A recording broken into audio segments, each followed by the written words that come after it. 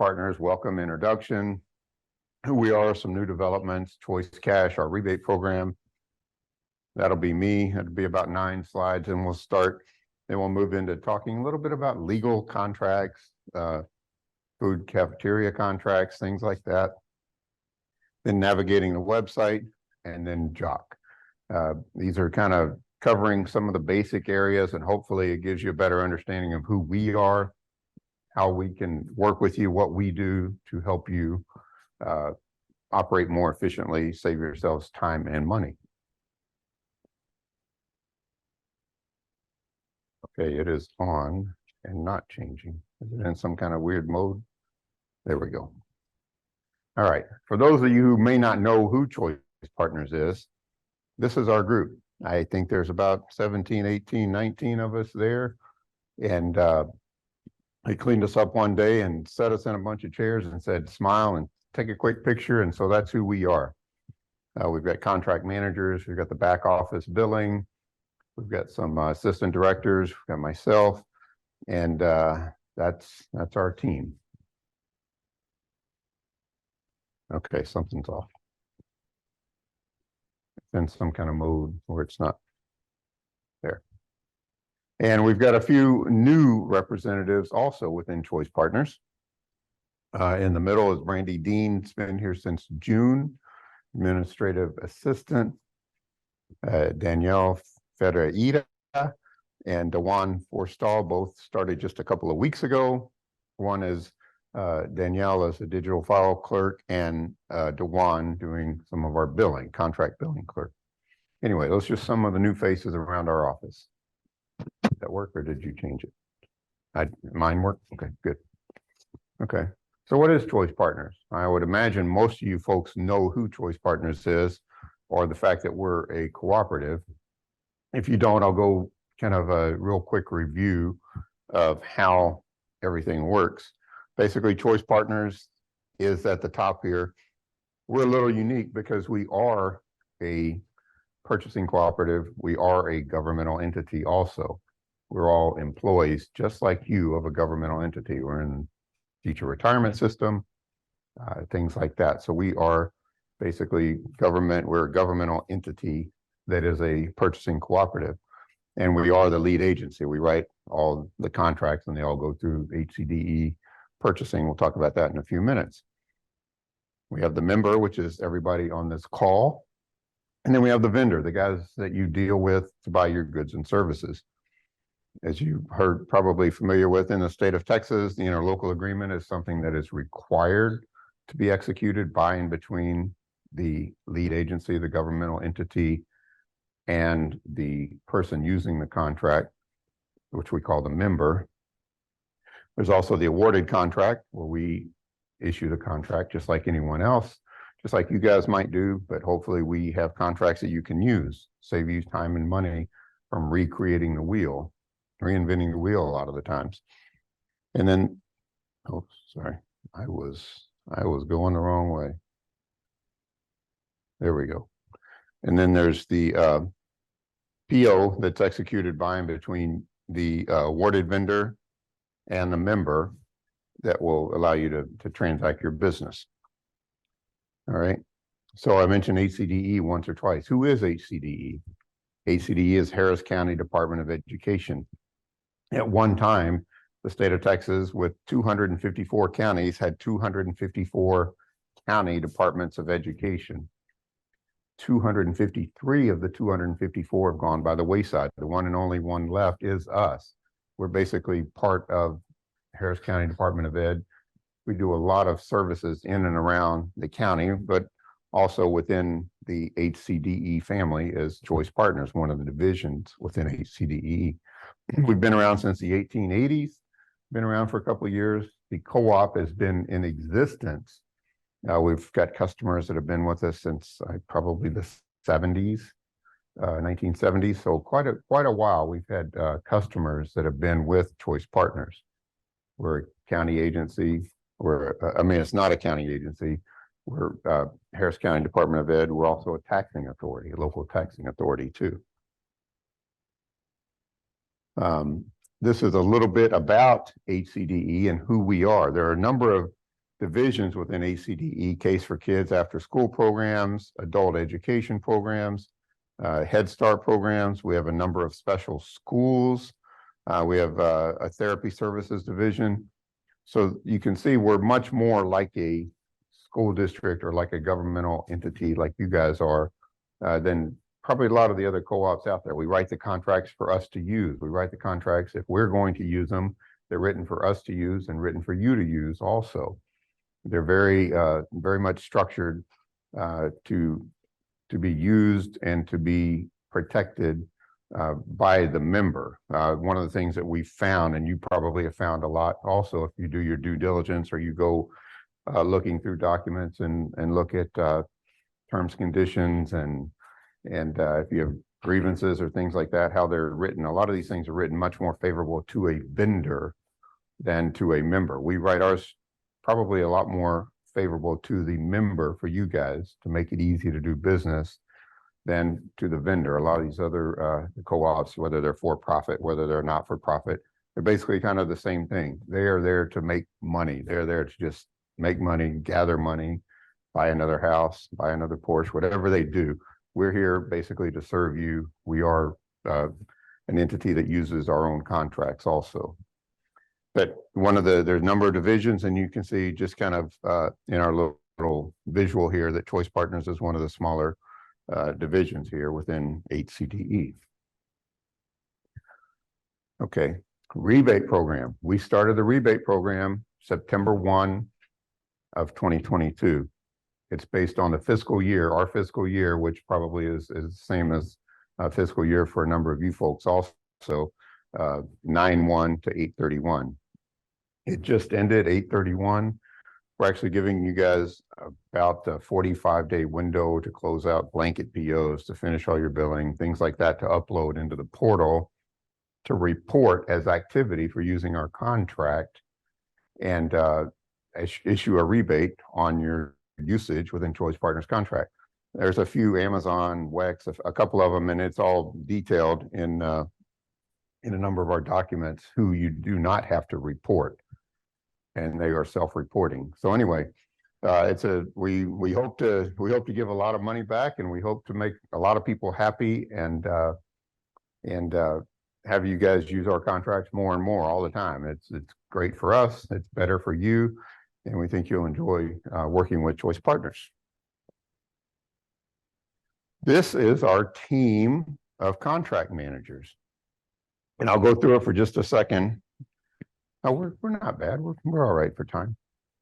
I'll go through it for a few moments as far as who does what. Michael Robles, top left, handles the jock contracts. That's what we call the general contractors, the full-blown jock, if you will. Ashley Kane handles a lot of the food and nutrition contracts. Monique Francis handles a lot of technology, commodities, the office supplies, things like that. Amazon contract, things like that are under Monique. We have Steve Gibson. He handles a lot of the other commodities, products and services, things like that, even curriculum, stuff like that. Personnel, a lot of those type contracts are under Steve. And then Tammy handles a lot of the trade jock. I just mentioned jock and kind of the full-blown general contractor. Well, we have the trade jocks, HVAC, electrical, roofing, sidewalk, a lot of those type different contracts that are trade specific are what we call the trade jocks also. All right. You don't want another arrow. You want to talk to legal. Legal is going to be with Steve Gibson, one of the contract managers you just saw, and he'll take it away from here. And you want the microphone, correct? Yes, sir. All right. I'm turning this off. Go grab the mic. My name is Steve Gibson. Howdy, everybody. How are y'all? Glad to have a chance to talk to you. Before I get started, I'd like to take this opportunity to overwhelm our chat monitor, Michael, just so we can know our audience.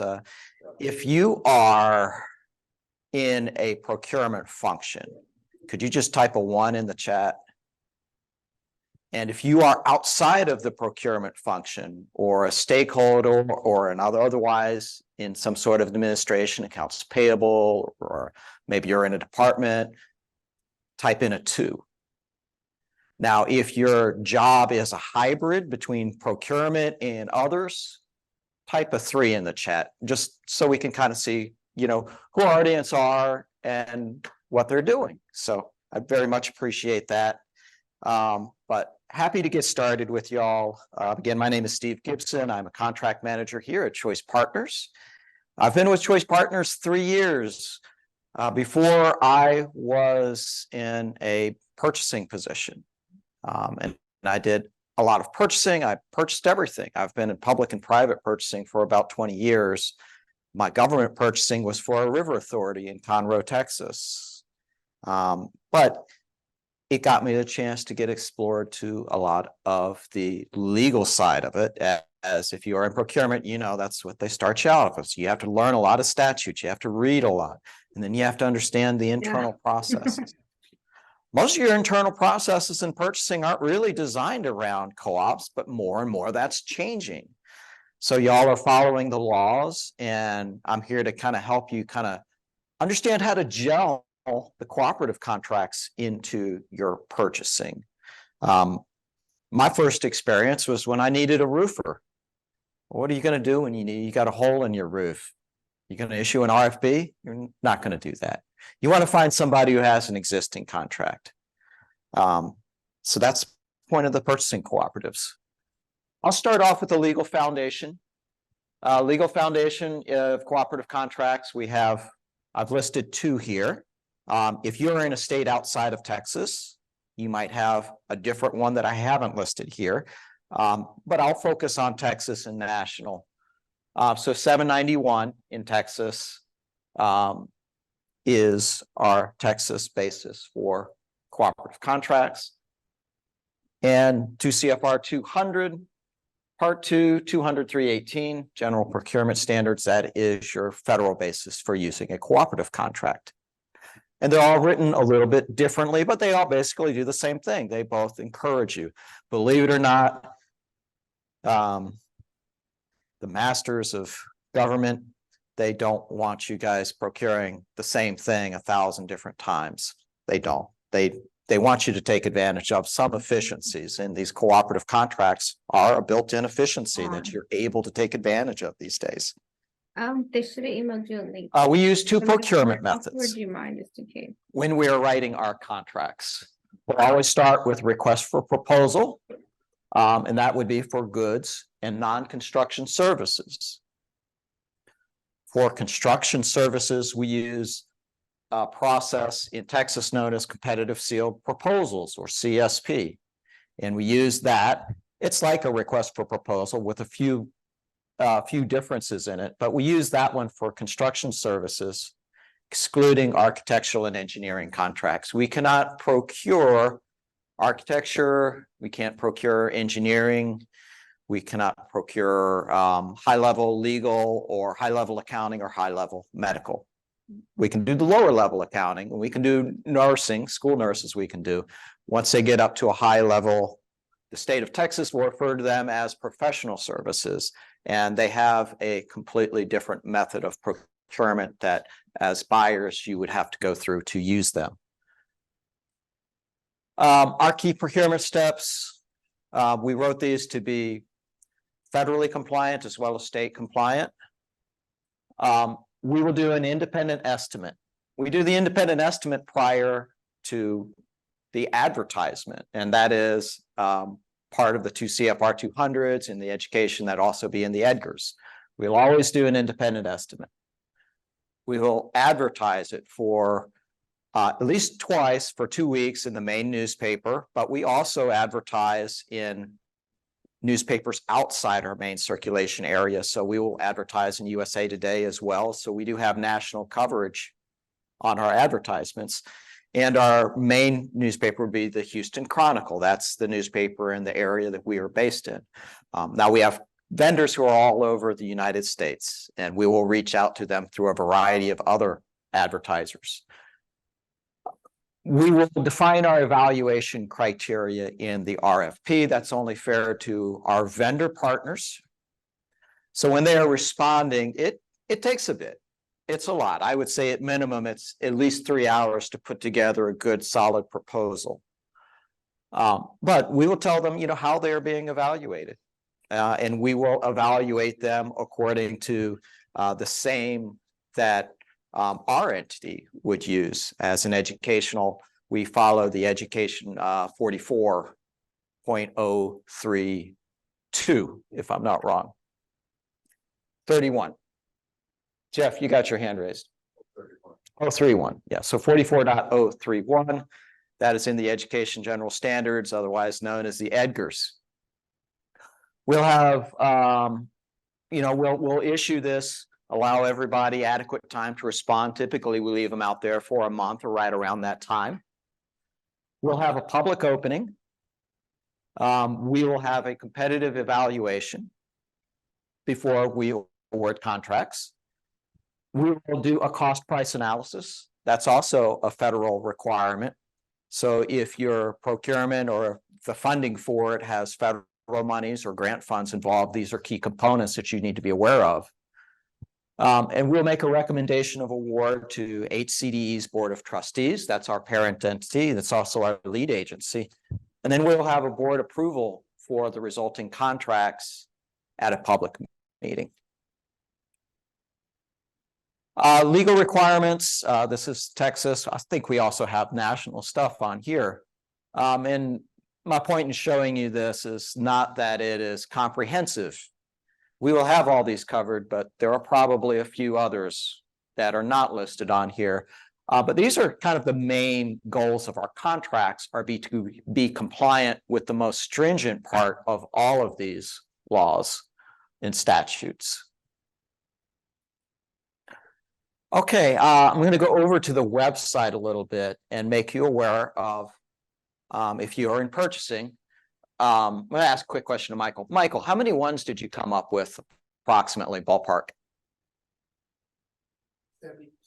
70% were ones. Okay, so 70% of y'all were focused in procurement. Okay, good to know. So this is going to be important to you. Due diligence. So I've got a vendor's landing page up where we basically introduce roughly the details of the contract.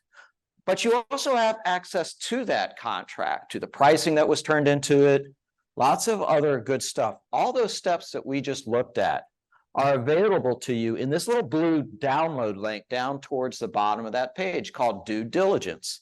As purchasing professionals, I know you all will know what that is. When you click on this blue button, a zip file will open up. And you can take that zip file and you can save it to your file. If you have vendor files, you can save it to that. If you have a procurement file, you save it to your procurement file. That has all the information that you would ever want to see there. And you will use that because, one, you want to make sure that their contract is in place, has all the signatures that it needs. You've got all the information that you've got your basics covered. You'll have a copy of the RFP in there. So definitely use this feature. Another thing that if you must be logged in to see, and I don't have it on this page, is that you'll also have the vendor's contact information. Now you'll have your contract manager's information over here. Here's mine listed on the United Rental page, but you will also have the vendor's name, so that you have that person that you will be sending your reports to. I've got some helpful, what I call quick reference sheets that I'm going to ask Michael to upload in the chat. One of them is entitled "How to Access Due Diligence." Y'all feel free to download them. Also, keep in mind, we're here to make your all's life easier. Don't hesitate to share these, because a lot of times the people who are recommending contracts, they're saying, we want to do business with this vendor. They need help on that too. Anyone in your organization, they don't have to only be in purchasing, but anyone in your organization can log into Choice Partners and have access to all this information. They can search contracts. They can search vendors. This can make y'all's life so much easier So please download those, save them, share them. Michael's given me a thumb up, so he's attached those documents in the chat. What is in the due diligence zip file? Okay, so I've covered some of these. The independent estimate determination, our newspaper advertisements, the RFP document itself, any addendum to that RFP, proposal evaluation summary, the participation listing, cost price analysis. We have a Texas form called Texas Form 1295. It actually stands for Texas Ethics Commission 1295, which is something similar to your CIQ. Not quite the same thing. Basically, it's establishing who the owners are and if they have any conflicts of interest with the people issuing the RFP. HCD, Choice Partners. We'll have the department reports. That would be sam.gov. We'll have the board approval document, contract award letter, contract assignment, if it's applicable. If the company changes ownership, we'll have that record in here. And we'll have current and past renewal letters. If you have a question, we are one of the few co-ops out there, and I don't know that many others will do this, but we will happily review a quotation that has been submitted to you by one of our vendor partners. Review that for accuracy. Make sure it's done correct. Review it according to the pricing that's on file. You can reach out to any one of us. We have a couple folks who are focused like Mary, completely in compliance, but all of us can do this. We have plenty of people to make sure that we can get your questions addressed. If the vendor is not addressing them to your satisfaction, we can go in there and clarify, and we're glad to do it. We don't charge anything for this service. And if you haven't taken a look at our contracts, please do. We have a wide variety of contracts. I would say we probably have over, I don't know our total, but it's somewhere between 500 and 600. And we'll have contracts covered in food, school food, and cafeteria. These are fantastic contracts. They are procured, and Trish is going to talk to that, but they are procured to even a higher level because the USDA and the Texas Department of Agriculture, they don't exactly make our lives easy from a compliance standpoint. And I know they don't make your lives easy from a compliance standpoint. So we'll have that covered. We'll have technology contracts, commodity contracts, services, and facilities. I want to thank everybody. I'm going to turn it over now to our Assistant Director for Food and Nutrition, Tricia Prestigiacomo.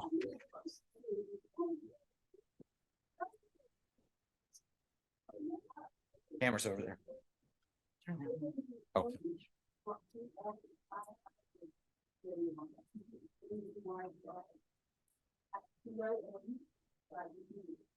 All right. Good morning, everybody. I'm Tricia Prestigiacomo. I handle the food cafeteria related contracts. This is so weird because it's virtual. I like talking to people, like seeing people's face. So anyways, we'll get through it. I just want to introduce, these are my staff. Mostly everybody's pretty new. I don't think anybody's been here over a year yet.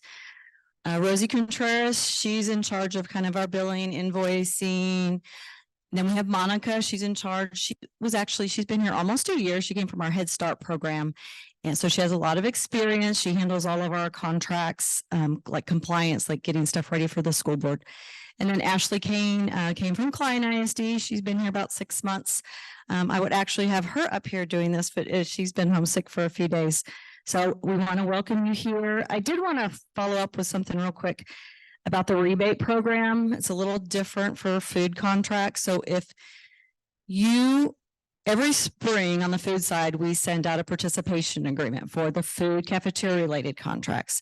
So if you completed a participation agreement, sent it back to us, to me, we know those are self-reporting contracts. You should not have to submit any POs for those, except remember that, except for the food, equipment, small wares contracts. I would submit those because I'm not sure exactly who's all use those. So everything else, you should not have to submit POs. But if you have any questions on the food cafeteria contracts, self-reporting, the rebate, just let me know. All right, this is the fun stuff. I just want to remind everybody, you should have already received email notifications. We have 2 great events coming up. We do this every year. The Nutrition and Product Expo is going to be held this October on the 18th at the Humboldt Civic Center. It's from 9 to 1. From 10:30 to 1 are students. From 9 to 10:30 is adults only. So we'd love to have as many of you as possible. The registration link was sent out. If you need it, let one of us know.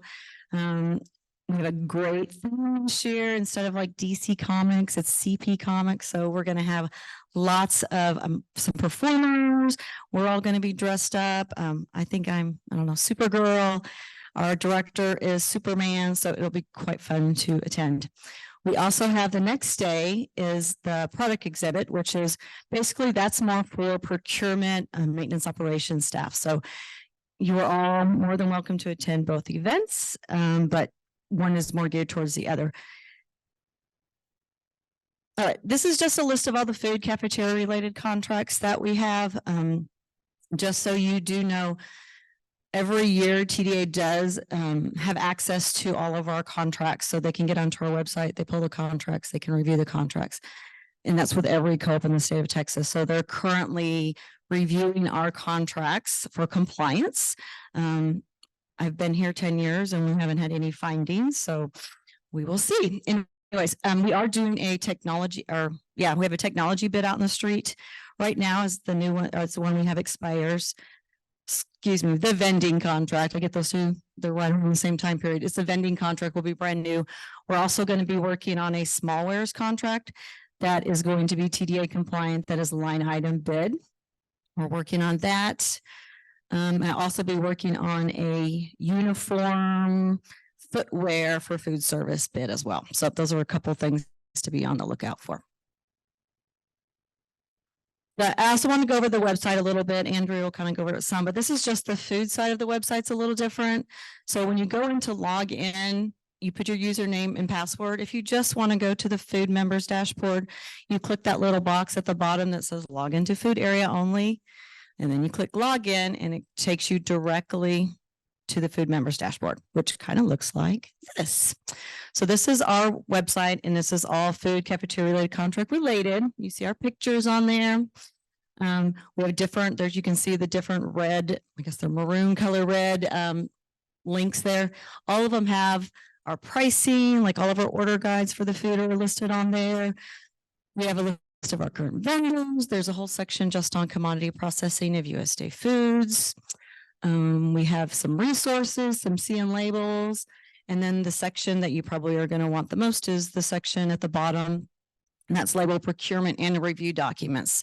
That's where you'll go if you're getting audited this year for last school year. That's where you'll go to pull up your documents. If you have any errors, something's missing, there's an issue, TDA has some questions and you're not sure how to answer, please contact us. And that's what we're here for. We'll help you answer those questions and we'll help you work with TDA.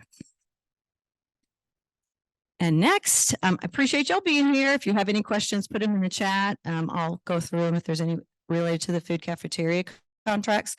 Next up is Andrew's going to kind of go over the full how to use the website. Thank you. Test. This is listen to okay. I think I'm okay. I'm gonna use computer. Hello everyone, my name is Andre. I'm part of the marketing client engagement team. I work very closely with Choice. So I'm usually in the website a lot. And I'm actually gonna be doing a live demo on the website. So let me set this up here. I'm just gonna stop sharing real quick. I'm gonna hide this real quick. Okay, so when you go to your browser, any web browser can work. You can type in www.choicepartners.org, and you can see the website pops up here.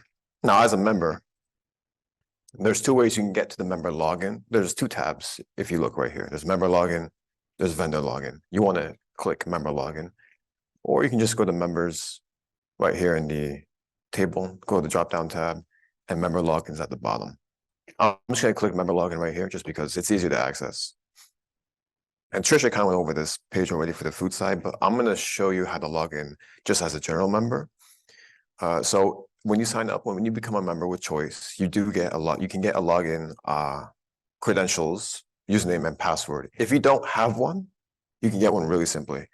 If you look at the bottom right here, where it says helpful links, it says set up a new account. You can click on that. And then as you can see, all this information pops up, like the entity name, the address, etc.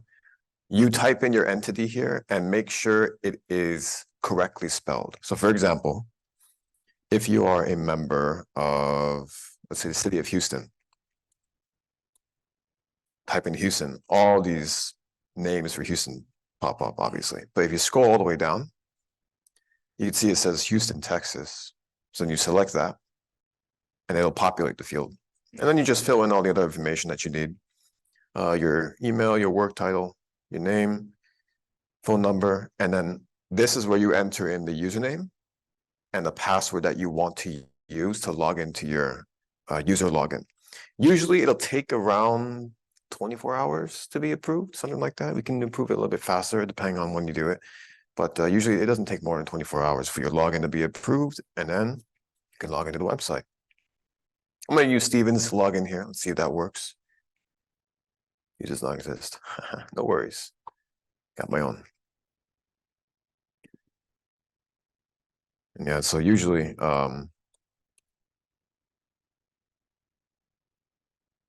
when you log in, okay. When you log into the user login credentials that you have, the member dashboard pops up. Trisha kind of went over this in passing. She went over the food dashboard. You can access the food dashboard down here. But as you can see, there's 5 main buttons that you can access as a member.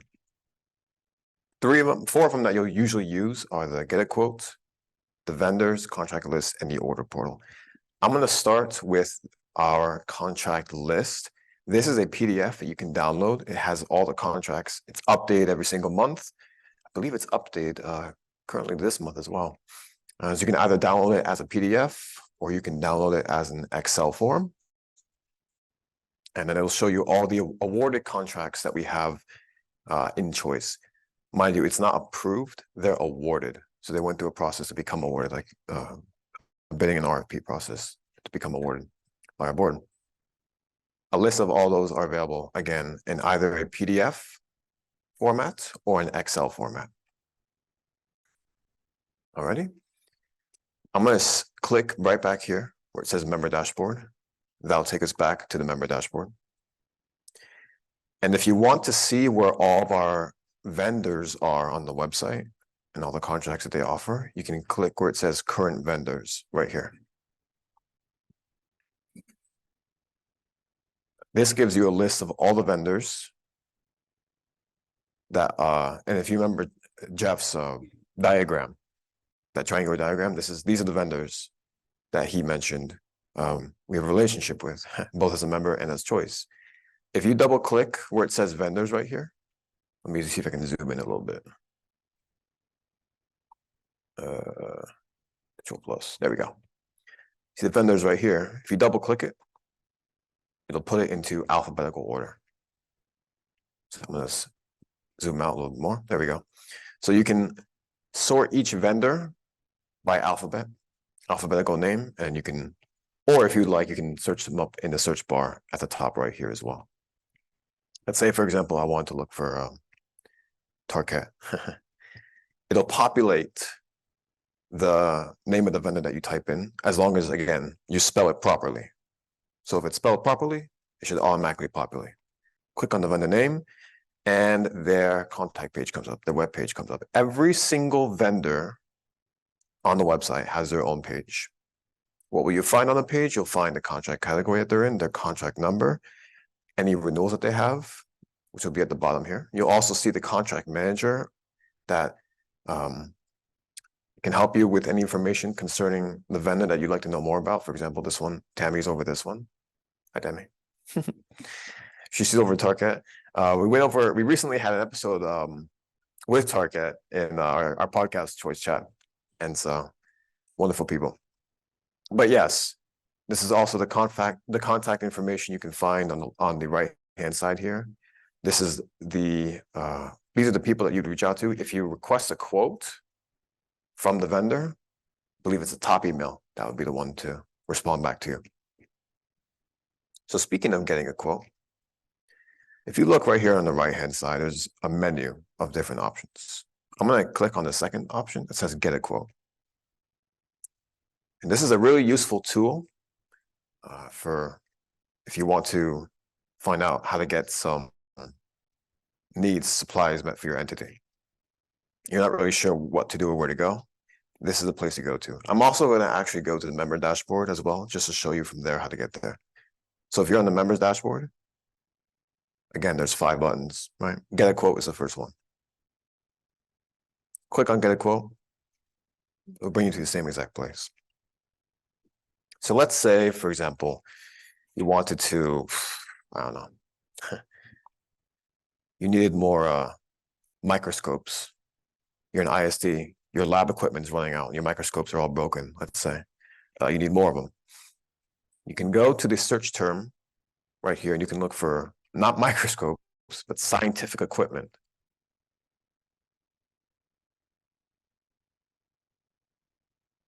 There we go. Scientific equipment. And you select that. And you can see that there's, in this second tab, there's a list of vendors that come up. That allows you to get multiple quotes. It's pretty helpful. Let's say you wanted 2 people to get quotes from, perhaps Amazon and Carolina Biological Supply. Let's say you needed just those 2 to get the quote from. You can also put in product service information. So if you know exactly what type of microscope that you want, the specifications for it, maybe who makes it, that sort of thing, you can enter in all the information here. And it doesn't have to be microscopes, obviously. I'm just using an example. This could be for any product that you want. Could be for refrigerators, could be for other school supplies, could be for really anything that Choice offers. You can search a quote for from a specific vendor. And a contract category is where you will find what you need for. Within that contract category, again, there's the vendors that offer products in that contract category. And then you can enter in more specified information on what you need. And so it's in the contract of the vendors to respond within 48 hours.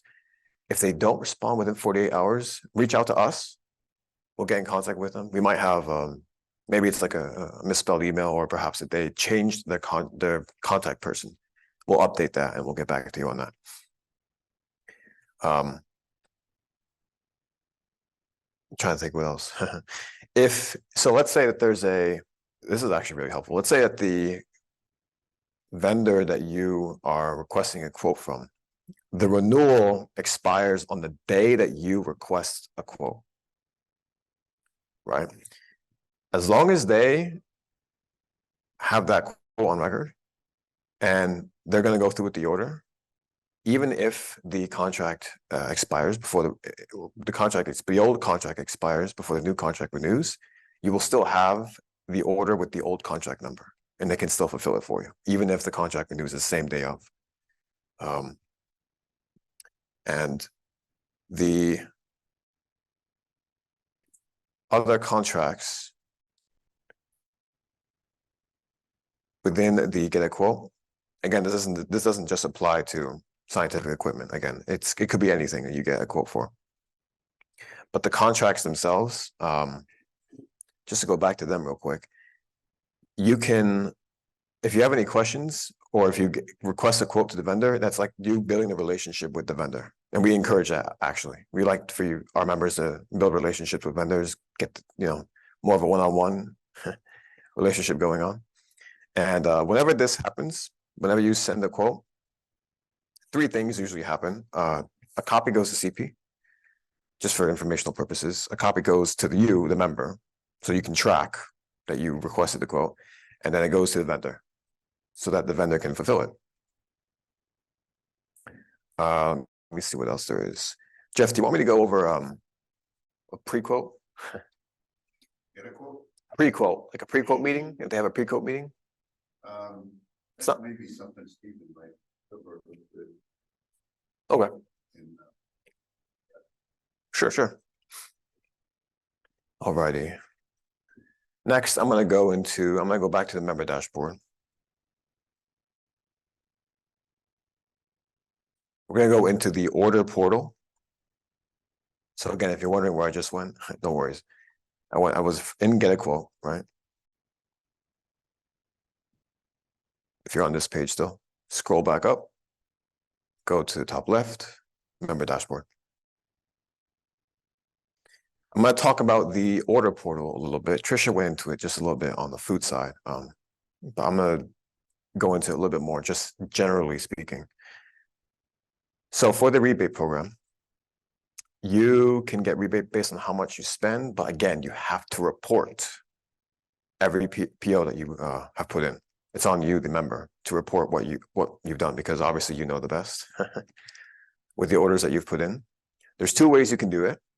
You can either manually add in POs if you have a handful. If you have a handful of POs, you can manually add them in. And there aren't many categories that you have to fill in. We only keep it here to 4. We have the bill date, the PO number, the file, like the image of the PO, and then however much it was for the total. So you can fill it in this way. I'm going to refresh the page just to get back. That's the adding manually button. Or if you have a long list of POs, you can also bulk upload. This is really helpful because I'm sure many of you have many POs that you would like to enter in, and you can bulk upload. We have a template here as well. I'm just going to zoom in real quick. So it's add purchase order, a little snippet here, and then the note. The template is right here for you to download. Again, it's the same exact categories as if you were adding manually, so that everything is concise, everything makes sense. And then you can click Save Now once all the information is entered. That will put the PO into the system.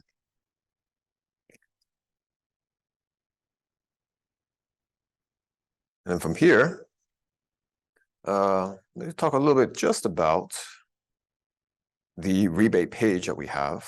We actually do have a rebate page. If you are in members, like the members tab, right here next to About Us, it's About Us members. And then if you go to the 4th option, there is a rebate page we do have that leads you to this order portal as well. I'm just going to go into that just a little bit. So I'm going to click on rebate program. This gives you more information about the rebate program if you're looking for it. We have a whole page dedicated to it.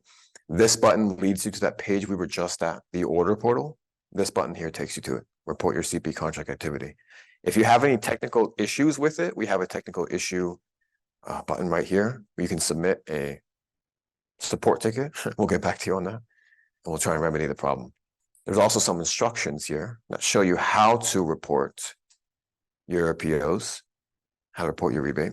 And there's a list of vendors here that do not need to be reported, and we're going to be updating it more as we finalize the list, but most of them are on there, I think. So you can click on that to see vendors that don't need to be reported. Again, most vendors you can. There are some that you do not have to, though. So that list is right here at the bottom that do not need to be reported. Among those vendors that don't need to be reported is Amazon. I'm going to go into them just a little bit. Again, Amazon is a self-reporting vendor. You do not need to report for Amazon. They're one of our contracts. I think we just went over a year with them back in August. Yeah, back in August of 2022, we awarded them the contract, and we just hit over a year with Amazon. Monique Francis is the contract manager, and the contact person is Brian Baldwin. We are actually, we just recently had a fireside chat between CP and Amazon Business. Many of the questions that you have about Amazon and how to connect your entity's Amazon Business account to them, we were able to have a little chat with that and answer any questions that anyone might have had. We're going to be sending out another podcast episode of Choice Chat concerning Amazon Business. It's going to come out next Monday.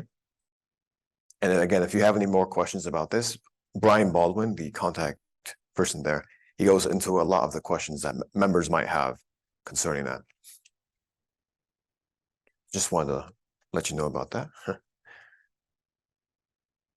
And there's so much information on the website. I can honestly probably be here all day just of how much information there is to access on the website. If you go to About Us, there's a whole about section about Choice Partners. For any of the contact information, if you want to know more about the team, the Choice Partners team, you can click on the contact page. And if you scroll down to the bottom, I must zoom out a little bit here.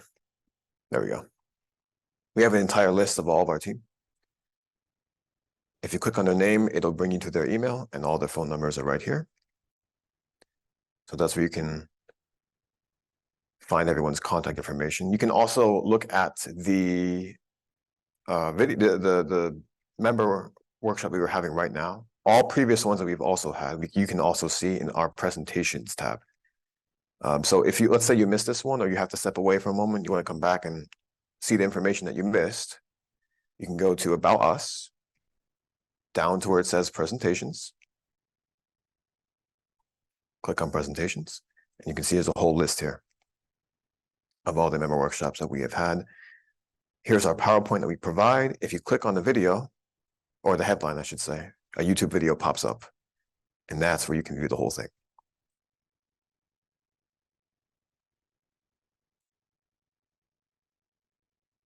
Pretty much a rundown on the website. So I'm gonna lead it up to Mary for our next segment, or is it, sorry, for Stephen for our next segment. And then, I didn't even see there, Stephen. And then, yeah, he's gonna go more into jock contract. So good morning. My name is Stephen Kendrick, and I am Assistant Director of Facilities and Construction here at Harris County Department of Education. A little bit about me. I've worked in facilities pretty much my whole life. I started out as an electrician at the age of 15. I did that for 9 years through high school and college. I built houses for a short period of time, and then I went to work for Santa Fe ISD. I was Assistant Director of Maintenance Operations Facilities for 6 years. I went to Choice Partners. I was with them for 3 years on the legal compliance side of their facility contracts, and now I'm in the position that I'm in. So I've literally sat in almost everyone's seat. I've sat in the general contractor's seat, I've sat in the facility director's seat, and I've sat in the purchasing seat.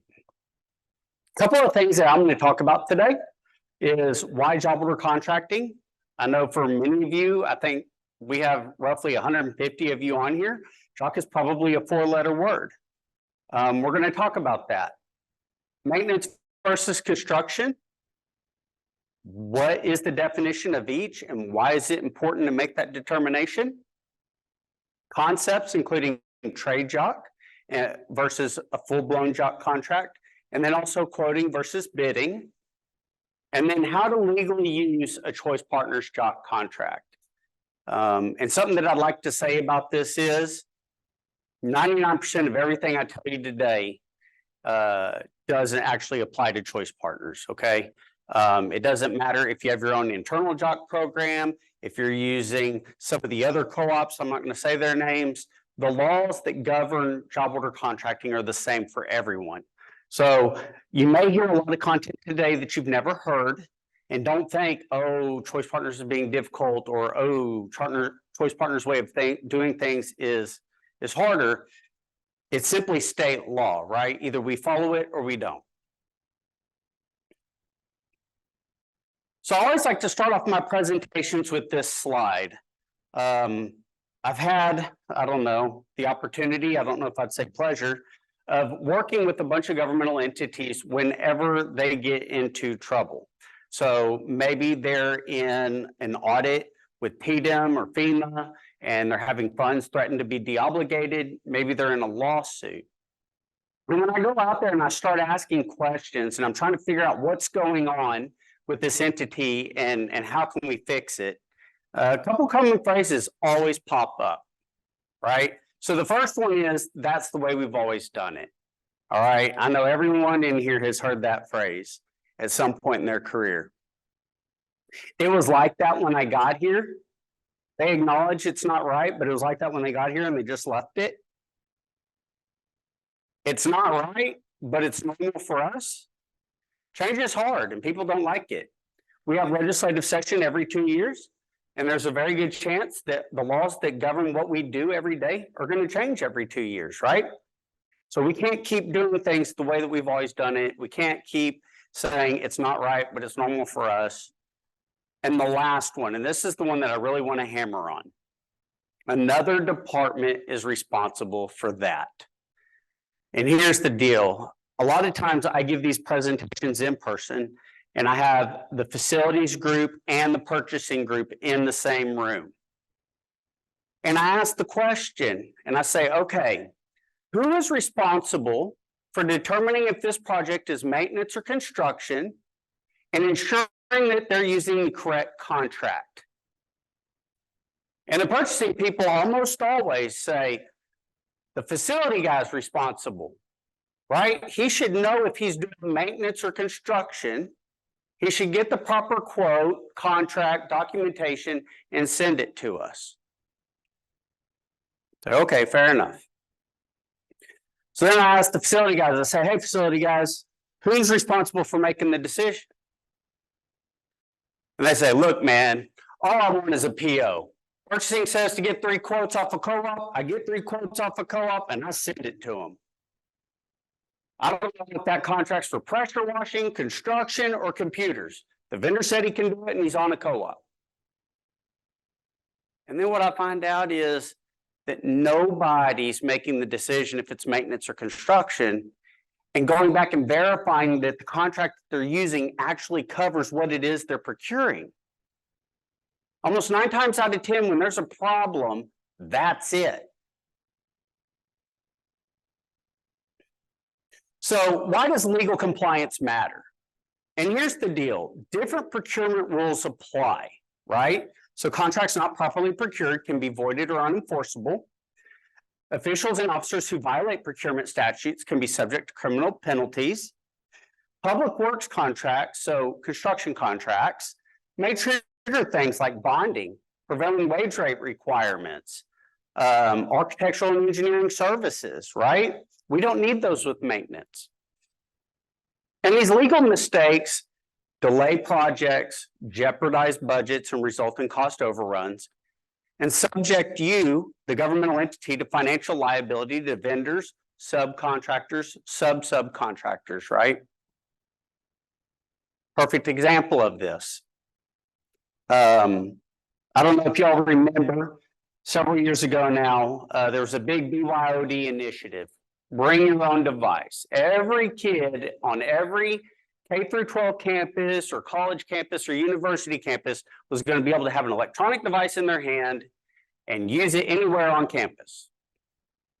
And so what happened is a lot of these governmental entities started upgrading all of their infrastructure, right? They were lighting up dark fiber, they were pulling cabling, they were adding all the different things needed to upgrade their infrastructure. Subcontractor didn't get paid on a project and went back to this district and said, hey, we need your payment bond. And the district said, look, we're not legally required to get a payment bond. This was a technology project. It was not a construction project. We only have to get a payment bond for construction projects. This vendor ended up taking them to court, and the judge ruled in the vendor's favor. And he said that it was, in fact, a construction project. What happens if you fail to get the bond? Well, then you have to stand in place of the surety, right? And so this school district ended up paying for this project twice because they didn't hold any retainage because they didn't consider it a construction project. I'm going to talk about the factors that were considered in that case here in a later slide and how he came to that determination. So basically, here's the deal. If providing construction services, job order contracting is the only method allowed to select contractors for future undefined projects. Okay, what does that mean? That means it is the only construction contract allowed to not have engineered drawings and architectural drawings and a set scope of work at the time the procurement was done. It's the only construction delivery method that's allowed in Texas through a co-op. Right? Can a co-op possibly have engineered drawings for every project every member is going to use? No. So we're not allowed to use the other construction delivery methods. So what is job order contracting? And this is the definition. If I have any higher ed in the room, your definition is slightly different. And I know it comes out of Texas Education Code 51. But for the sake of this training, they're almost identical. A procurement method used for maintenance, repair, alteration, renovation, remediation, or minor construction of a facilities when the work is of a reoccurring nature, but the delivery times, types, and quantities of work required are indefinite. And what does that mean? We say IDIQ, indefinite delivery, indefinite quantity. That means at the time we did the job order contract, we knew we were going to need construction services. We didn't know when, we didn't know how much, we didn't know how many members were going to use it. But we know that when you need it today, tomorrow, next week, next month, not 4 to 6 months, which is what it would take you to do your own procurement. That's what this contract's for. It's almost like an on-call contract for when you have those things pop up that you've got to get done quickly. So here we go into the factors to consider, and I'll go back into that case. The first thing is like for like, not new or upgraded. Okay, the judge said that they were upgrading the system and they were providing new dark fiber and cabling and other things. And so it did not meet the like for like definition. Scale and complexity of the project and the physical size of the object being worked on. Most of these were done district-wide, campus-wide. They were in buildings 500,000 square feet plus. He considered that to be high on the scale and complexity and the physical size being worked on, and he deemed it construction. One that I see all the time is the replacement of HVAC units and chillers. Okay, so you have a 300-ton train chiller. It reached end of life. It's 25 years old. You replace it with a new 300-ton train chiller. It's like for like, right? Some of you are shaking your head, yes. Some of you are shaking your heads, no. But here's the deal. Does that 25-year-old train chiller operate off of the same efficiencies and technologies of the chillers today? Or are they upgraded? Are you maintaining the existing chiller or rooftop unit? Or are you providing a new unit? You're providing a new unit. Do you have to bring it up to the new building codes? Yes. Do you have to bring it up to the new energy codes? Yes. Is it over $8,000 and require engineering? Yes. It's over $25,000. It requires a payment bond. It's over $100,000. It requires a performance bond, right? And depending on where you're at and what type of governmental entity you are, you may have permitting as well. Does that still sound like maintenance? It's not. Case law has already determined that replacing HVAC units does not fall under maintenance. For scale and complexity and physical size of the object, I like to give a roofing example. If you have a 10 by 10 shed that you're keeping your lawn equipment in, and you need to replace half the roof, you're using the like for like, same shingles, scale and complexity is very small, physical size of the object's very small, you can likely get away with maintenance. But now I'm going to take that exact same example and I'm going to apply it to a 500,000 square foot high school. Okay. I'm going back with the same roofing system. It's like for like. It's only half the roof. It's not the whole roof. But the scale and complexity of that project is much larger now, right? It's over $20,000, so we might need a structural engineer. But also, I have to make sure that the roofing is sloped correctly. I got to mop in curbs. I have roofing penetrations. It's a lot more complex now. Physical size is much larger. I went from 100 square feet to 250,000 square feet, right? Half a roof. It throws it over into construction. Okay, so I cannot give you a list of, hey, here's what's maintenance and here's what's construction. It is very quite literally a case-by-case determination based on these three factors. Okay, and you got to take in all three factors, not just one. To understand the little graphic on this slide, A job order contract can be used both for construction and maintenance.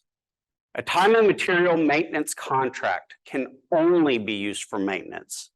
So if you have a time and material maintenance contract, or you're using a cooperative contract that's time and materials, and they're out there maintaining your HVAC units, they're cleaning coils, they're tightening belts, replacing belts, and all of a sudden you have units that reach end of life.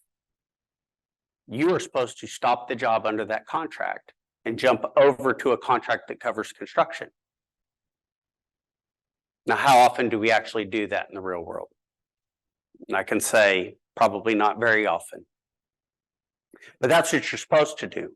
Choice Partners writes all of their trade contracts to include both the maintenance component in pricing and the construction component in pricing.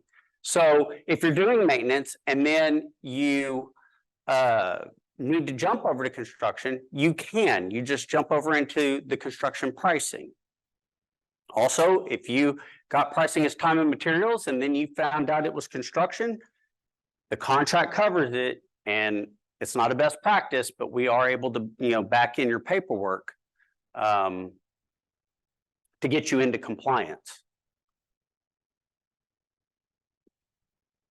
So some good rules of thumb, these come from our attorneys. This is what I have to follow in my district. Is to procure maintenance service contracts under Texas Government Code 2269 rather than under non-2269 methods. Again, if you're higher ed, you're in Texas Education Code 51, but for everybody else, Texas Government Code 2269. Maintenance and so we procure it this way when maintenance and routine repair contracts could include significant replacements, repairs, or installation of new structures, appurtenances, features, components, or fixtures. Repairs will be performed by laborers, workers, or mechanics who would be required to furnish performance or payment bonds, or would be entitled to a minimum prevailing wage rate under public laws. Now, whenever we use a cooperative contract for Jock, how often do we actually give them the prevailing wage rate before we ask them to quote the project? There is a potential for a repair to require the services of an architect or an engineer, the securing of permits, or compliance with updated building or electrical codes. So talk about Jocks procured by cooperatives, okay? You, the governmental entity, are able to select a vendor without having to do your own competitive procurement, right? It only satisfies the procurement requirement, not the contracting requirement. And let me explain that. State statute requires a written and signed job order between the vendor and the governmental entity. Okay. Choice Partners didn't do that. You have to formally issue a job order. It should include your prevailing wage rates as an attachment. It should include any insurance requirements. And you have to state what it is that they're providing you, what they're delivering, when they're going to deliver it. And both parties have to sign it. And that serves as the contract in job order contracting. Okay. This was actually challenged in court. A vendor provided a proposal with one set of terms and conditions. The school district issued a PO that said their terms and conditions supersede. And they considered that the contract. The judge said what you have is a proposal with one set of terms and conditions and one party signature. You have a PO with a different set of terms and conditions and another party signature, but you don't have a singular document with the same terms and conditions and both parties signing it. And he did not rule in favor of the governmental entity. He ruled in favor of the vendor in that case. So with job order contracting, I understand in procurement, when you're making commodities, services, other things, the PO is the contract, but understand in job order contracting, it's not the contract, okay?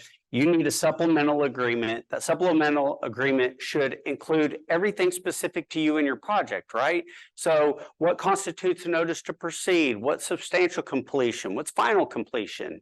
Are you going to hold liquidated damages, retainage? All the things specific to you, they need to be in that supplemental agreement.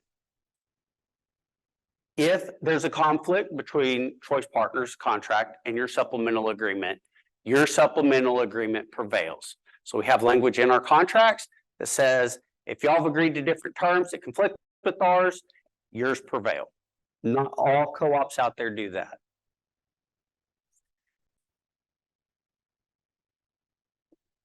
So what is a JOC IDIQ estimate?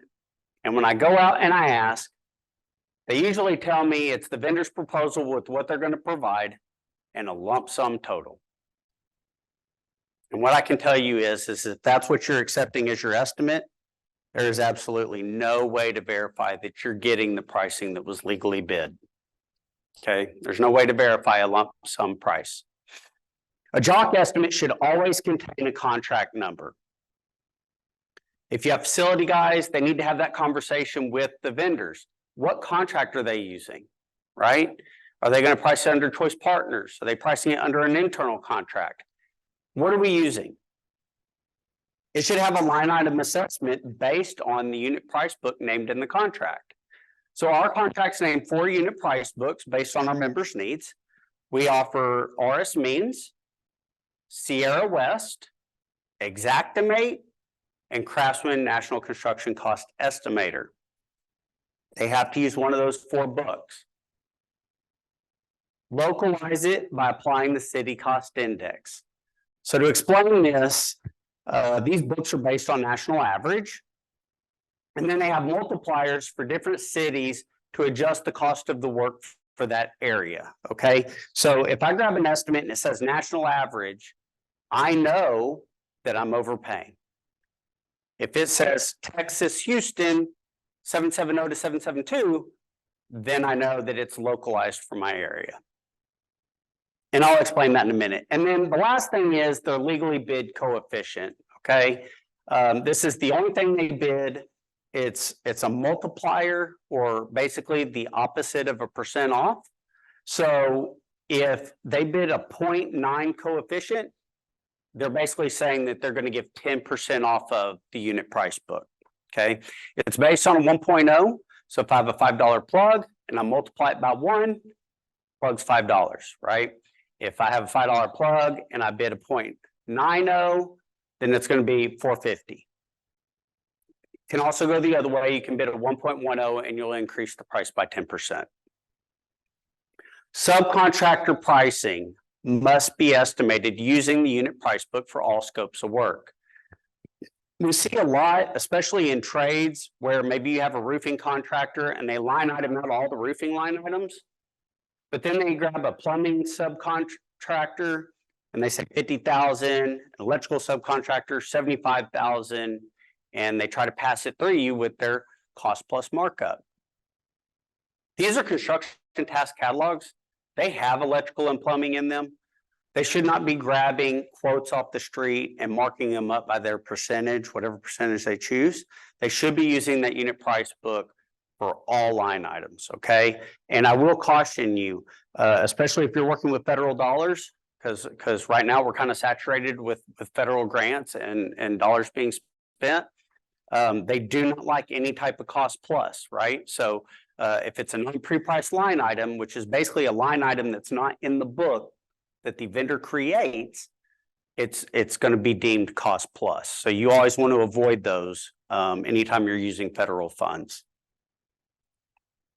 So this may be hard to see on your screen. I'm not really sure. This is an example of what a unit price book estimate could or should look like. There's a lot of different estimating softwares out there. All of their formatting is a little bit different, but the information available in them is the same, okay? So if you look at this example, I don't know why this one's showing up a little bit different, but the quantity is how many of each line item you're using. The line number is a 12-digit number. It follows CSI master format. And you can type this into the unit price book and verify if the vendor has manipulated this line in any way. Okay, they're real creative about creating 12-digit numbers that look like they came from the price book, but didn't. So you have to know what to look for. The description, that's what's included in that line. Anything not in that description can be an additional line. So let's say that they have a lift rental, okay, and it does not include an operator. Well, they could add an additional line to add that operator to operate that equipment. The next box is the unit of measure. And then to understand, these unit price books have probably 30 pricing columns in them. For the sake of this training today, and so that I can make this fit on this slide, I've hidden the ones that don't apply to our contracts. So we specify right-hand means, which means pricing that includes overhead and profit already, okay? So if you look at the titles of these two lines, it says extended total OMP and total OMP, right? So overhead and profit pricing columns are the ones that apply to the Choice Partners contracts. You should never see additional line items for overhead and profit. They're included in that line item under that pricing. They should not add additional, ever. The data release, okay? We're going to check it to make sure that it's the most current. Looking at this one, it says year 2023, quarter one. We're currently, I think the most recent release from RS Means is year 2023, quarter three. I don't think we're in 4 yet. So we would make them go back and fix that. CCI location is the next one. That's where I said you can check if they localize the pricing for your area. If it says national average there, that's a problem. That's a red flag. It's based on the 3 digits of the zip code. And then the city that's tied to it is just the largest city in that zip code. So for me, maybe it says 775 Galveston, but I also know that 775 is LaPorte. I know that it's Baytown. I'm not worried about the city that's there. I'm worried about those 3 digits matching the 3 digits of my project location. Okay. And then you have a note section. The note section can be used for quantities, takeoffs, calculations. It can be used to clarify the description. Maybe they're providing something similar, but it's not exact. They can tell you in the note section what it is they are providing you. Also, if you're working with federal funds, sometimes they want you to break out where that line item is being used. So it might be 70% is on the first floor, 20% is on the second floor, 10% is on the third. It could be 70% in the high school, 10% in the chiller yard, and 20% at the field house. Okay, so the note section is the only section that the vendors should be editing or adding to in this estimate. Everything else should stay as it came out of the book. Once you get past that, you get to the total at the bottom. And this is where they apply their legally bid coefficient. They either increase the cost, decrease the cost, or keep it the same. If you don't have a coefficient on your estimate, then they're not giving you what they bid. Right? Understand that job order contracting is not to exceed pricing. You can negotiate down. Not all vendors will, but you can always negotiate the quantities. You can negotiate the line items, or you can negotiate 1% off. That's within your control. Bonding, permitting, we want them to put that as a pass-through cost to you. We do not want them marking it up. The software does have these line items. They are there, but we designate them as pass-through costs in our contract. There's no cooperative fee associated with them. And then you get your total project quote. Now let's go back to when I said JOC is a 4-letter word for a lot of people. And I hear a lot of people say, but it's too expensive. RS Means it's too expensive. And I say, okay, let's look at it and find out why it's too expensive. I say, where's your RS Means estimate? And 9 times out of 10, they never got an RS Means estimate. They just have that lump sum total. So we go back to the vendor and we ask for the estimate. And we start looking at it and we find out that it's based on national average. They never applied their discount coefficient. If you're not looking at these estimates and managing them, and the vendor knows that, job order contracting absolutely will be too expensive. Okay, but when managed properly, it is a very fair, reasonable price.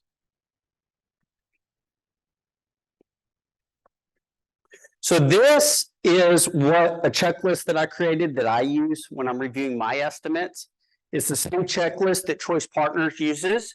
So if you use a Choice Partners contract and you get an estimate from a vendor, you can send it to Choice Partners and they will review it against these 8 things.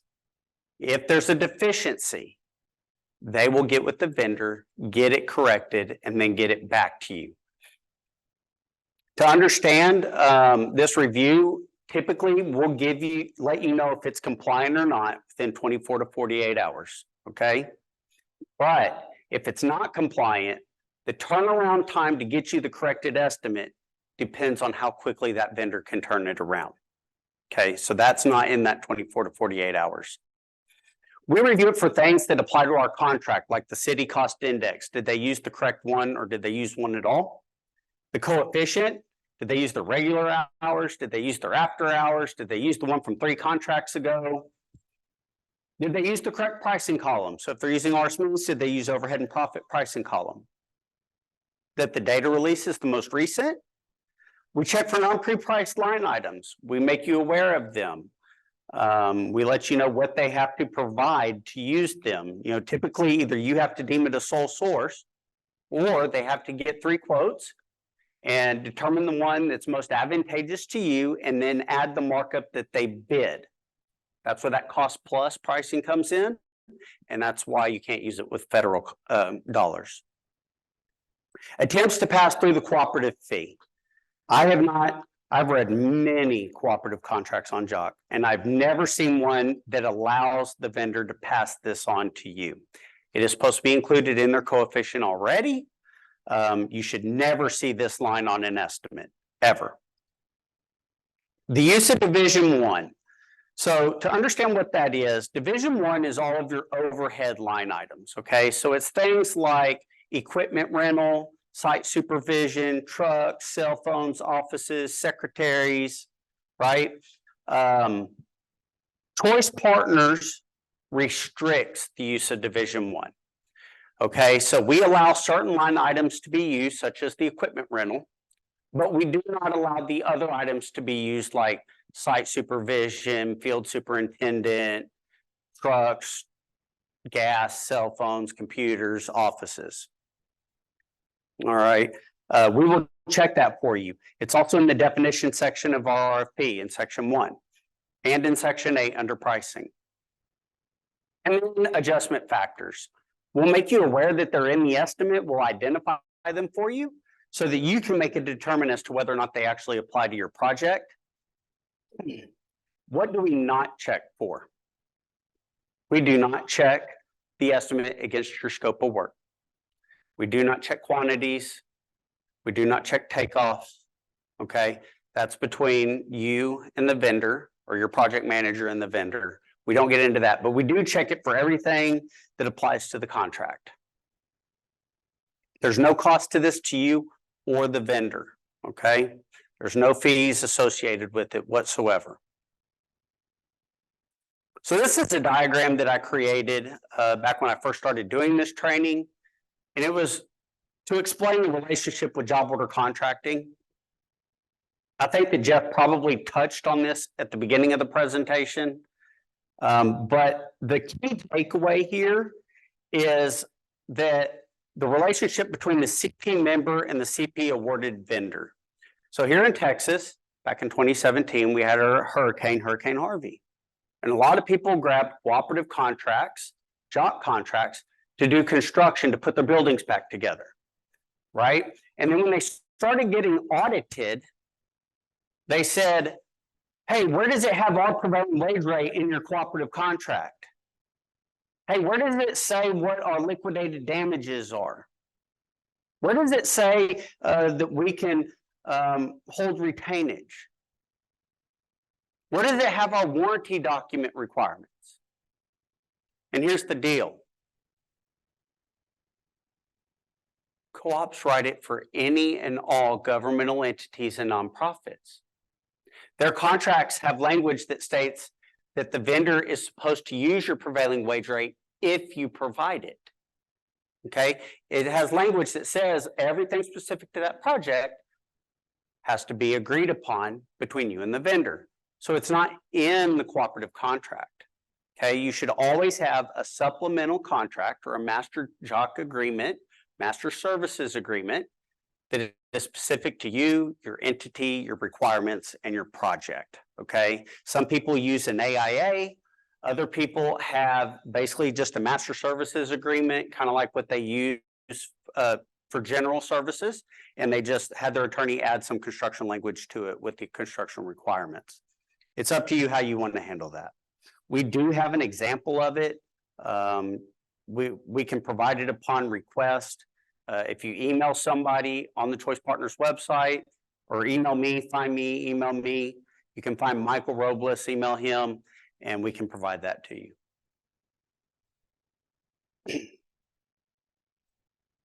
Use a master job order contract. So I already hit on this, right? But basically it should cover your specific scope of work, provide your prevailing wage rates, liquidated damages if you're going to have them, retainage, terms and conditions specific to you, and most importantly, signed by both parties. Okay, I'm not going to go over this slide because I pretty much already hit it.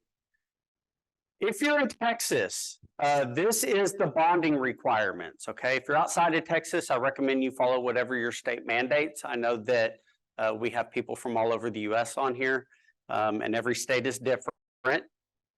The majority of our viewers are on here are from Texas, and so I'm just going to hit on the Texas requirements.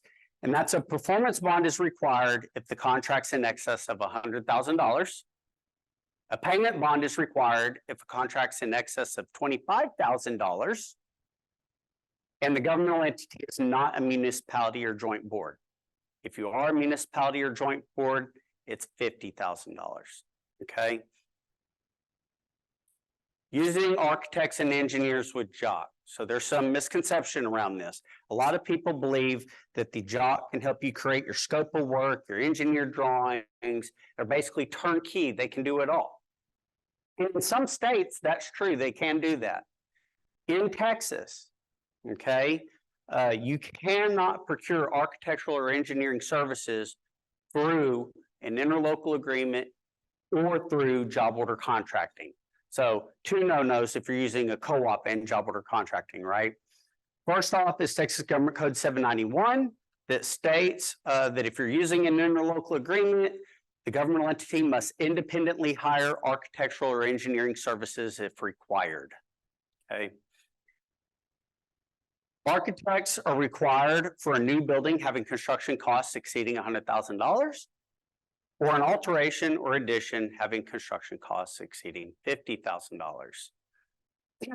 Our engineering statutes are written in the opposite. They basically say that engineering is always required, except for the following exceptions, okay? So they say a project involving electrical and mechanical engineering that will cost $8,000 or less, okay? So if it's mechanical or electrical and it's over $8,000, you're supposed to have it engineered. LED lighting projects, all of your HVAC replacements, right? That all falls under that. A project not involving electrical or mechanical engineering that will cost $20,000 or less, okay? So this includes things like structural and civil. And please be mindful if you're in Texas, that Texas state law does not allow civil construction through job order contracts, okay? Universities, I don't think that you have that restriction, but everybody else does. So what must go to the board or go to your governing body, okay? You got to get approval, the determination of construction services project delivery method, Okay, so most likely your governmental entity has a default construction delivery method, okay? If you're in K through 12, it's usually low bid. And then under legal policy, on local policy, y'all might have changed it to something like CSP, competitive sealed proposals. But anything that's not there, you have to go back to your board for approval before using it. So what I do is I look at the previous year's budget. I look at all the different types of construction services I had. And I take at the beginning of each fiscal year an agenda item, getting approval for job order contracting services.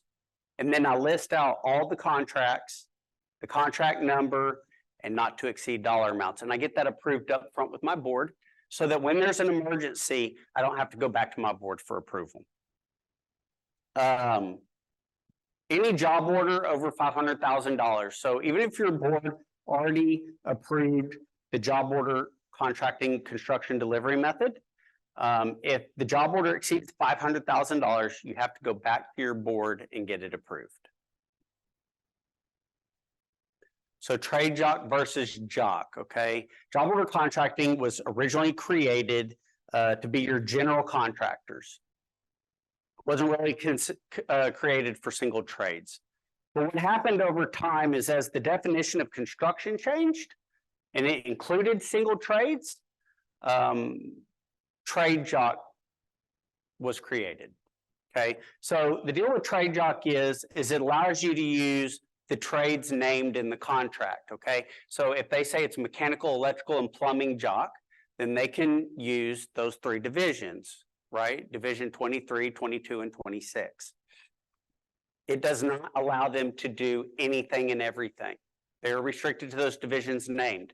If you're using a cooperative contract and there's no division named, or the vendor did not respond with the division they want, I wouldn't use it. A job order contract is the traditional jock contract, construction jock contract that is intended for your general contractor, okay? They can do anything and everything except civil if you're in Texas. However, they have additional overhead associated with them, right?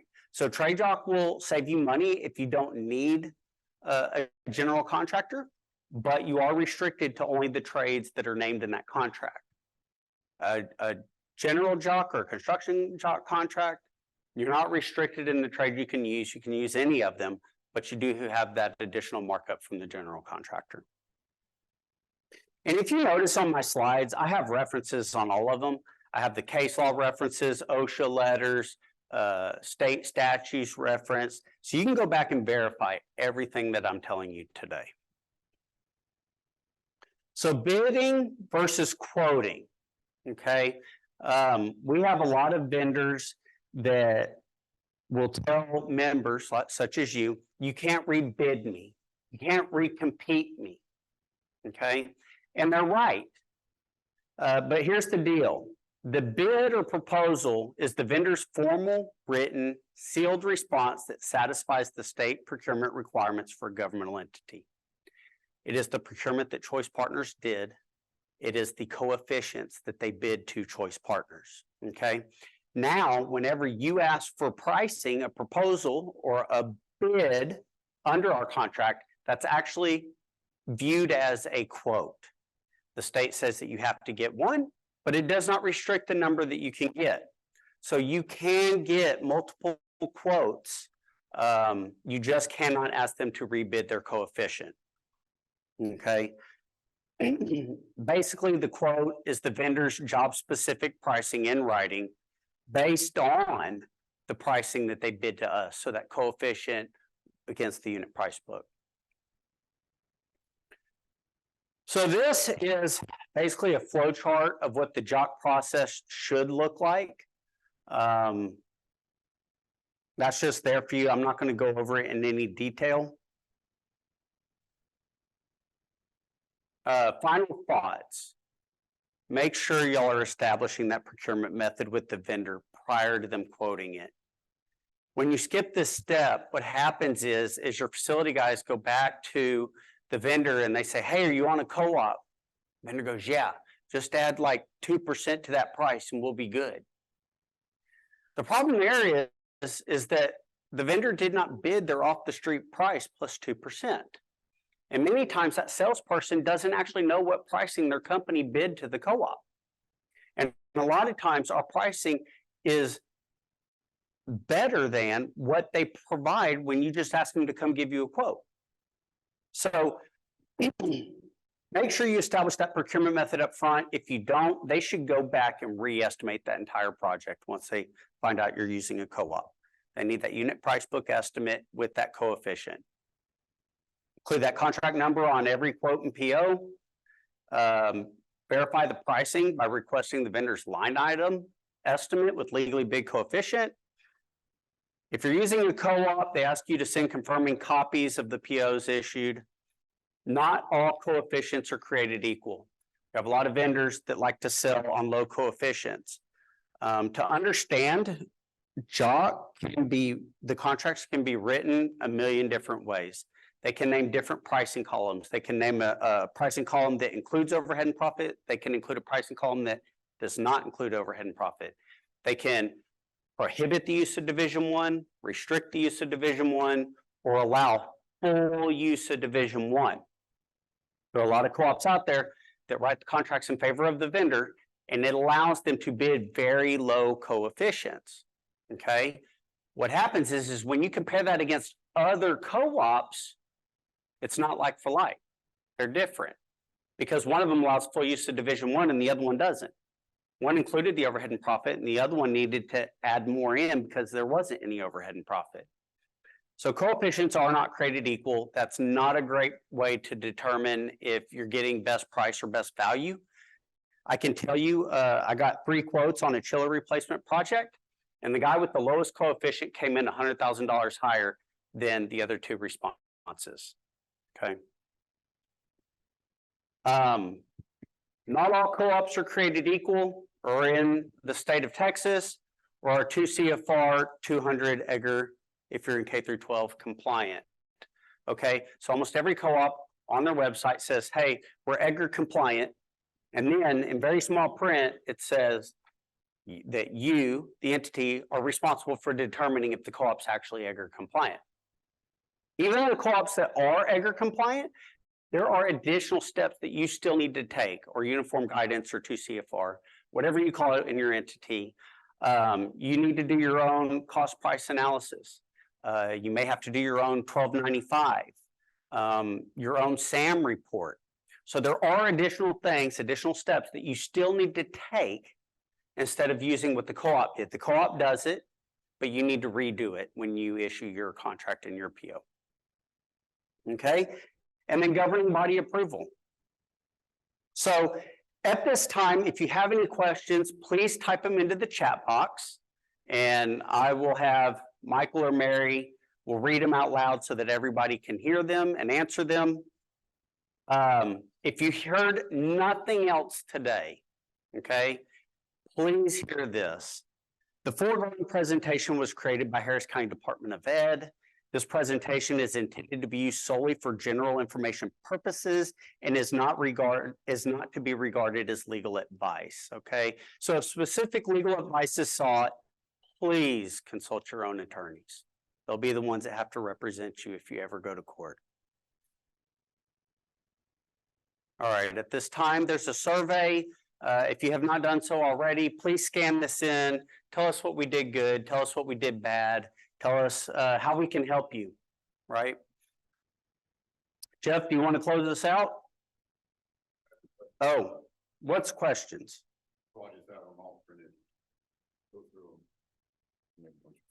You're going to go through them or you want me to? Where'd they come from? Here you go. Okay. All right. Okay. All right. Thanks, Stephen. And on that QR code, yes, please, we're not here to have you guys say, oh, that was a great choice. We know we always have things we can get better on. Iron sharpens iron. So we count on you guys, eagle eye procurement guys. You always see all the details. You always see all the minute things. So, you know, just any kind of suggestion, we'll take it as constructive criticism. and try and get better. We're always trying to get better to help you and to help ourselves. So yeah, don't hold back. We love that information, and we need the information. We need the feedback. We think we're good, but we know we're not. We know we're always trying to improve. So what we did was, as Michael was back monitoring the chat, he just went in and downloaded and printed out a bunch of the questions so I could kind of stand up here and go through them and read them and hopefully respond. And hopefully this will be cover a lot of the questions and give you a number of the answers you wanted. Please continue to chat.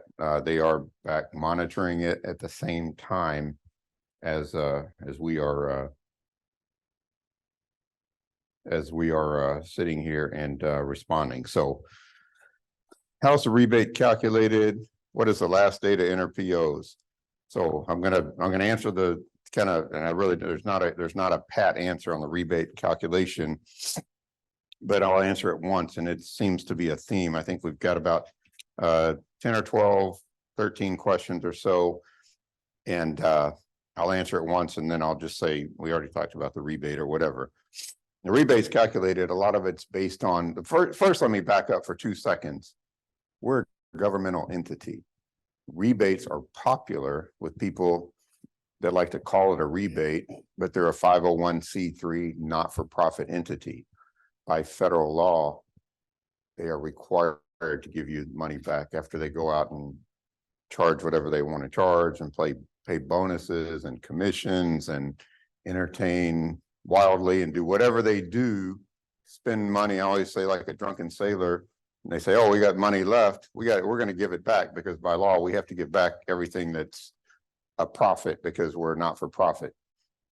We operate a little differently. We are not a not for profit. We can't buy alcohol. We don't have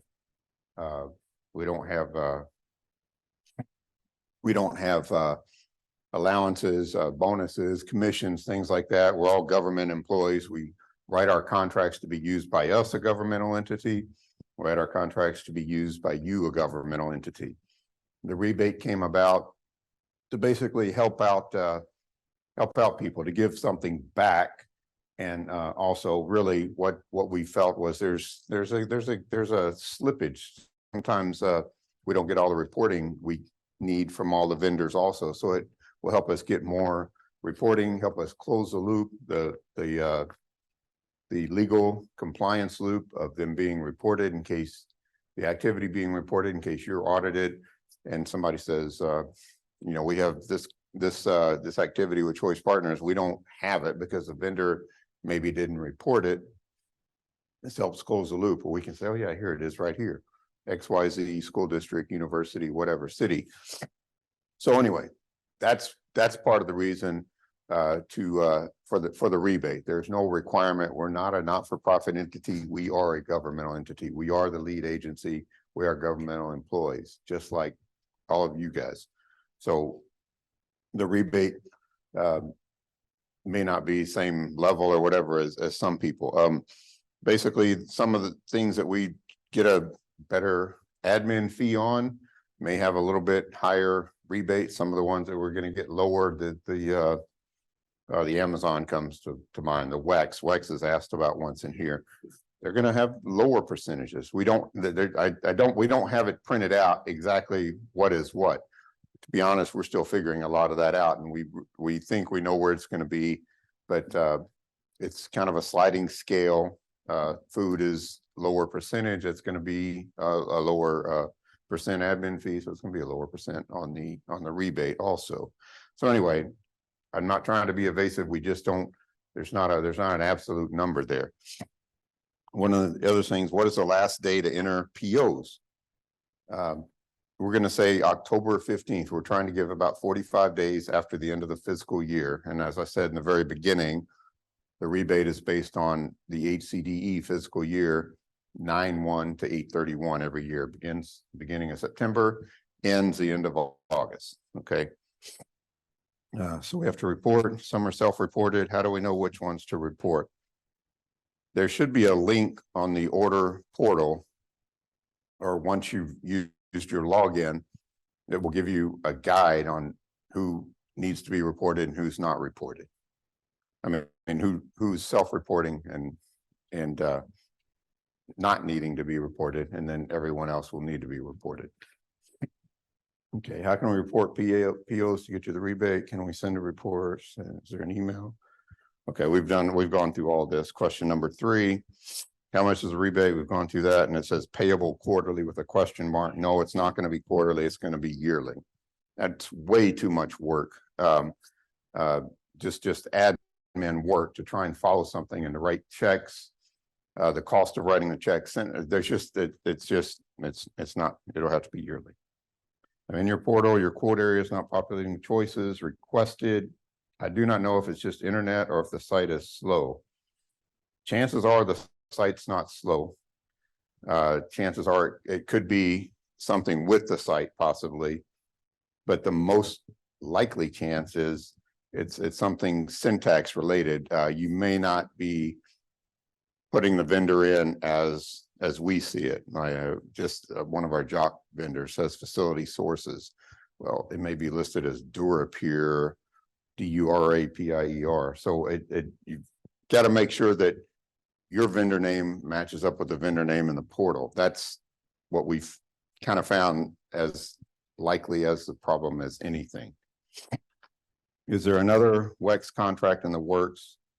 The WEX contract basically expired towards the end of the year last year. It went to the board. It was approved by our board of trustees to be used at roughly the same time. I think there might have been a gap of a couple of days or a week or two or something in there. So basically it was approved. And I know we've talked about it. One of the things with WEX, it's always been Exxon in the past. It's Exxon and Shell this time. And there are a number of different players on that end. Legal, administrative, marketing, business. There's just a number of different players, and it is elongated. But just know that it expired last year. It went to the board. It was approved. The new contract went to the board, was approved by our board last year. Waiting on one final signature.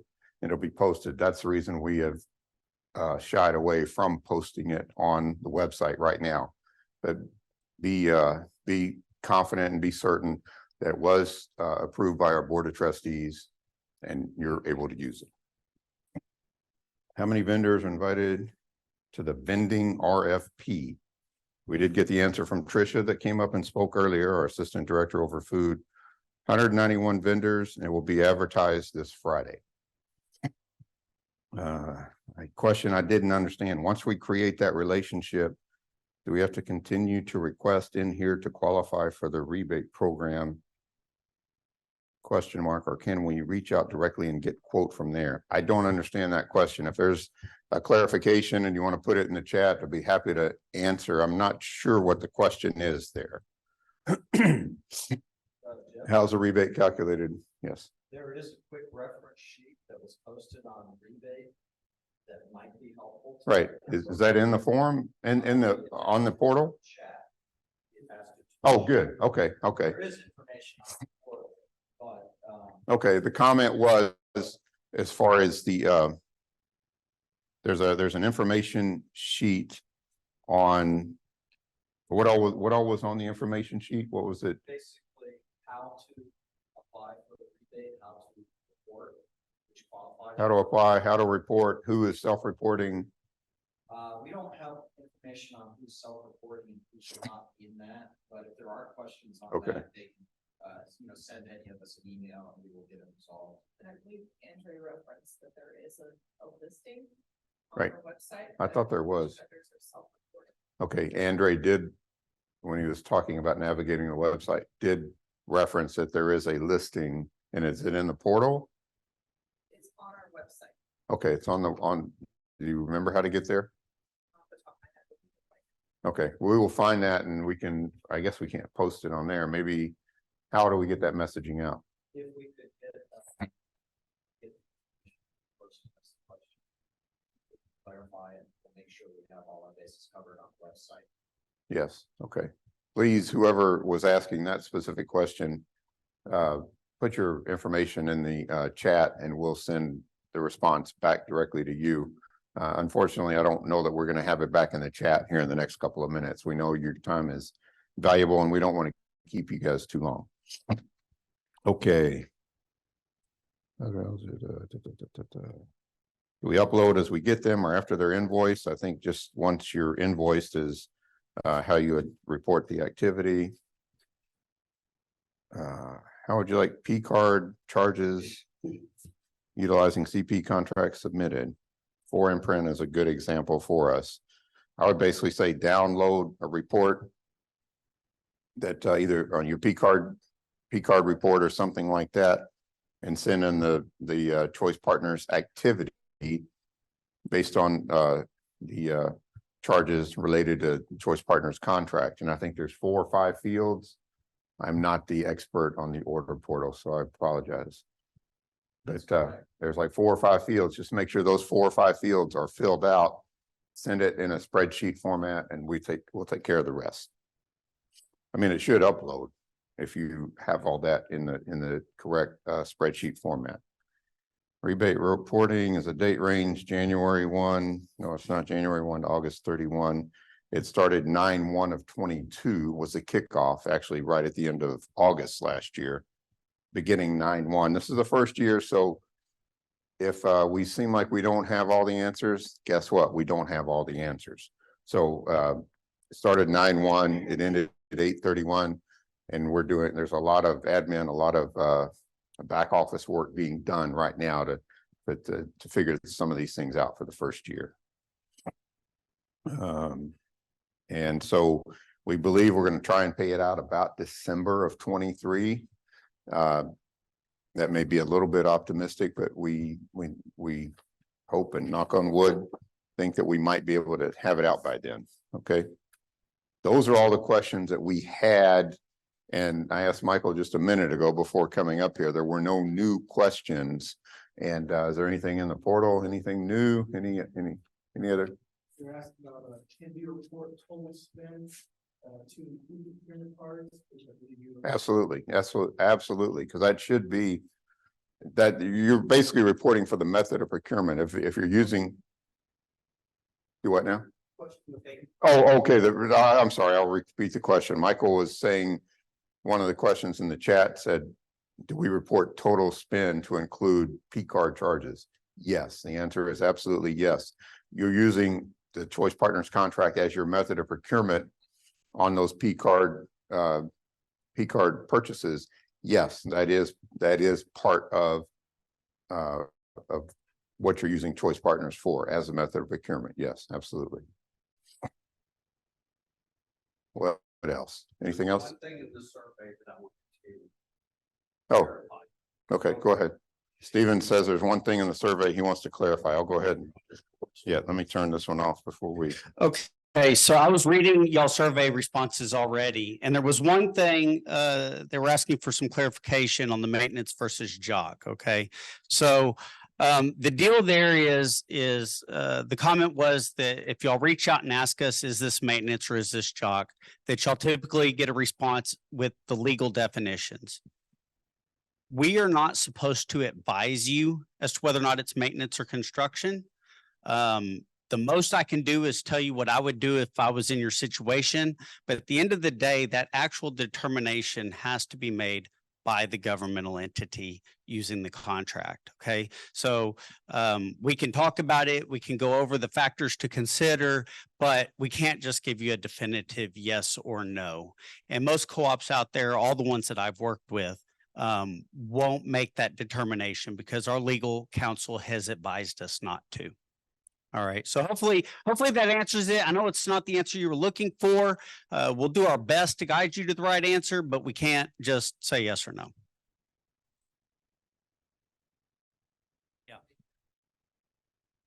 Yeah. As I said before, you can always consult with your own legal counsel to help make that determination. But I will say this. If you're ever on the fence and you don't know if it's maintenance or construction, it is always safer to procure it as construction, right? Because job order contracting covers both and maintenance does not. All right, the definition for maintenance is very, very narrowly defined. I have another training that I do that goes into a lot more depth than just those three factors, a lot more case law, state comptroller opinions, AG opinions, things of that nature. But that just wasn't for this presentation today. You can request it from us. You can reach out to Michael Robles and ask for that presentation. We can email you a copy. It's recorded on our website, choicepartners.org, about us, presentations. I also have trainings in there as to how to use RS means to estimate. And we can provide those to you as well if you have questions or you just want to see how it works. So with that, Jeff, do you have any closing? All right. Okay. Well, I wanted to say just on behalf of Choice, I want to say thanks to everyone for sharing about a couple of hours with us. So hopefully you guys were still paying attention and didn't just turn your computers off, but we know how these virtual things can be, but we really wanted to and tried to convey who Choice Partners is, what we do, how we operate, and give you a little more of a comfort level working with us. I know it's kind of funny. Stephen was talking about maintenance and construction, and I'll kind of veer for 1 second here. And he didn't bring it up, but we've discussed this before. You know, people say, God, you guys, you always make us do this. You make us do that. You make us, and it's like we do make people do things, and that's basically in your best interest, not only price wise to get the price right, but to keep you compliant. And one of my favorite comments is a vendor that will remain nameless, a jock that said, "Oh yeah, we use other contracts as we like to division one the hell out of our customers." It means you guys paying the bill that are responsible to be good stewards of your taxpayers' money typically. And we like to division one the hell out of them with the other contracts. You guys restrict it and you guys actually define it and want us to kind of do right and do the right thing. So sometimes we use these other contracts if we can get away with it. So that's just a little bit of the standpoint of where we come from as Choice Partners, as opposed to there are a lot of co-ops out there, a lot of job contracts out there, and a lot of people that aren't always looking out for the member, trying to take care of you guys and make sure everything's done right, compliant, and at a good place. Anyway, I'll get off my soapbox. We appreciate you guys spending a couple of hours with us, and we'll try and get that message out that we talked about a few minutes ago. And please let this be not the end of the conversation, the beginning of you getting to know us a little better, asking us more questions, and having us help you out. All right. Have a good day. Thanks.